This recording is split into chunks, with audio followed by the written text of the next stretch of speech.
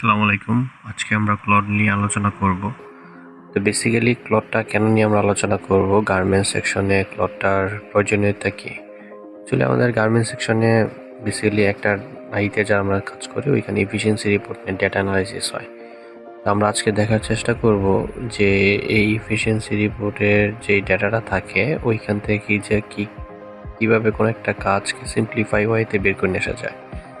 For example ধরেন আমি আজকে জানতে চাচ্ছি যে আজকে পর্যন্ত আমার যে কয়দিন ছিল এই কয়দিনে আমার টোটাল যে কটা লাইন আছে এই লাইনের মধ্যে কোন লাইনটা সবচেয়ে বেস্ট পারফর্ম করছে এটা আমি জানার চেষ্টা করতেছি, আর কোন লাইনটা সবচেয়ে লোয়েস্ট পারফর্ম করছে। যে লাইনটা সবচেয়ে লোয়েস্ট পারফর্ম করছে ওই লাইনটা নিয়ে আমি কাজ করব, রুট কজ অ্যানালাইসিস করব। ঠিক আছে, তো চলেন আমরা দেখি কিভাবে করা যায়।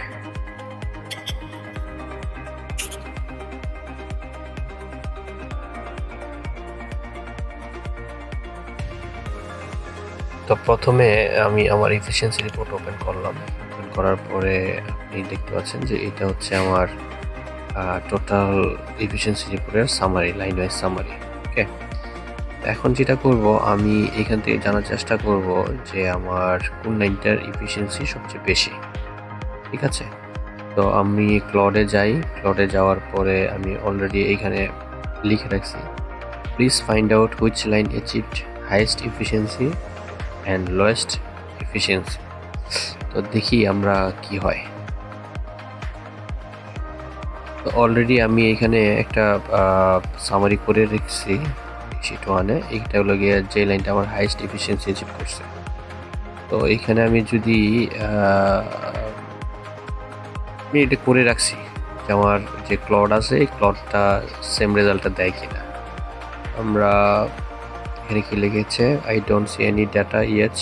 ওকে, কারণ আমরা তাকে অ্যাটাচ করিনি, আমরা তাকে ফাইলটা অ্যাটাচ করে দেই।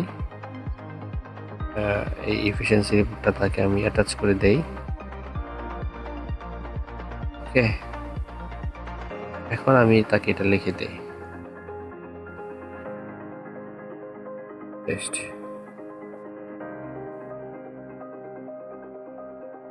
তো যেটা বলতেছিলাম, আমি অলরেডি এখানে এই কাজগুলো করা যায় ম্যানুয়ালি, বাট ম্যানুয়ালি অনেক সময় সাপেক্ষ এবং বিল্ড ইন করা যায়। বাট যদি এরকম হয় ডাটাটা হঠাৎ করে একদিন একজন কিউসি এসে জানতে চাইলো যে তার যে স্টাইলগুলো রানিং আছে ওই স্টাইলগুলোর অ্যাভারেজ এফিসিয়েন্সি কীরকম অ্যাচিভ হয় তুমি আমাকে জানাও, বা আমার এমডি চ্যানেল জানতে চাই, তো তখন কীভাবে হয় ওই জিনিসটা আমি দেখানোর চেষ্টা করব। ওকে, ক্লিক করলাম। একটু টাইম নেবে, আমরা এর মাঝখানে কিছু আলোচনা করে থাকি।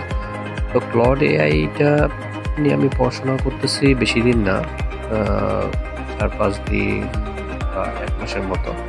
তো এখানে আমি একটা ডাটা চেক করার চেষ্টা করছি যে আমরা যে লাইন ব্যালেন্সিং করি ওই লাইন ব্যালেন্সিংটাও ক্লড এআই দিয়ে করা যায় কিনা। অনেক সময় হয় লাইন ব্যালেন্সিং নতুন একটা স্টাইল ঢুকলে লাইন ব্যালেন্সিং অনেক সময় লাগে, যে আমরা কতজন লোক দিয়ে সেট করবো, একটু টাইমিংয়ের ব্যাপার। যদি আমি 60-70% ইটস ওকে, বাট যদি এর বাইরে আমি করতে যাই তখন কিন্তু আমাকে হিসাব নিকাশ করতে হয়, যে অনেক সময় নিয়ে আমাকে লাইন ব্যালেন্সিংটা করতে হয়। ঠিক আছে, এইখানে কাজ চলতেছে। তো এই যে দেখেন আমার এখানে চলে আসছে 31%, 73.1% এফিসিয়েন্সি অ্যাচিভ করছে এবং লোয়েস্ট এফিসিয়েন্সি অ্যাচিভ করছে কত 28 লাইন। আমরা একটু চেক করি 29 নম্বর লাইন যদি আমরা যাই, লাইনটা সিলেক্ট করি। সিলেক্ট করার পর এখানে 29 নম্বর লাইনটাতে গেলাম। 29 নম্বর লাইনে যে আমি এইখানে যে আর্নিং মিনিটটা আছে ওইটা আমি নেই। আর্নিং মিনিটটা নেওয়ার পরে দেখা যাচ্ছে এখানে আমার 3,33,548 মিনিট। আমি এখানে দিলাম আর্নিং মিনিট।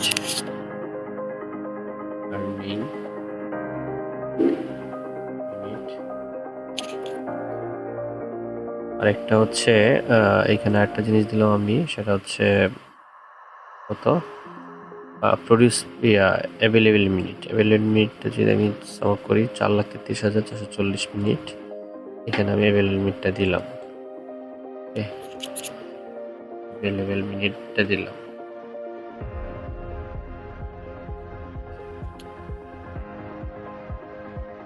তো দেখেন আমার রেজাল্ট 73.17% আসছে। তো এখানে শো করতে 73.1%। তো আর যদি লোয়েস্ট এফিসিয়েন্সি যায় লাইন 28টাতে যদি আমি ক্লিক করি,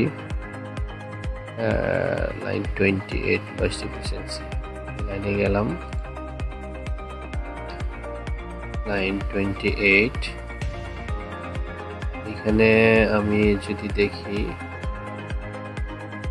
অ্যাভেলেবল মিনিট কত, অ্যাভেলেবল মিনিট হচ্ছে আপনার 5,67,5,67,660, 50, 67, 60, 50, 67, 60। দেখি তার ক্যালকুলেশন ঠিক আছে কিনা।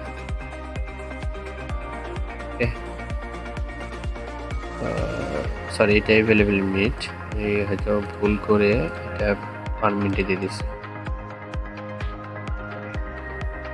এই লাইনটা বেশি দিন চলছে বললে ভুল হবে, এটা হয়তো আমার ওয়ার্কিং আওয়ার বেশি ছিল বা ম্যান পাওয়ার বেশি ছিল এখানে, এরকম কিছু একটা হইতে পারে। এখন আমি আর্ন মিনিটটাতে যাই। সরি, একটা জিনিস মিসিং হয়ে গেছে এখানে। 52, 69, 60, 62 হবে। 52, 69, 62। আর এটা হচ্ছে আর্নিং মিনিটটা হবে গিয়ে আমার কত, আর্নিং মিনিট হবে হচ্ছে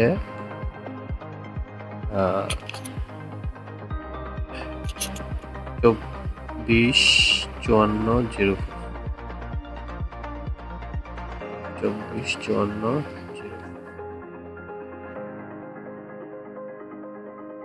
46.57%। এখানে আসে কত, 46.57%। এটা হচ্ছে একটা ওয়ে। তো এরকম আরো বেশ কিছু আমরা কাজ করব, তো আমাদের সাথেই থাকুন। ধন্যবাদ।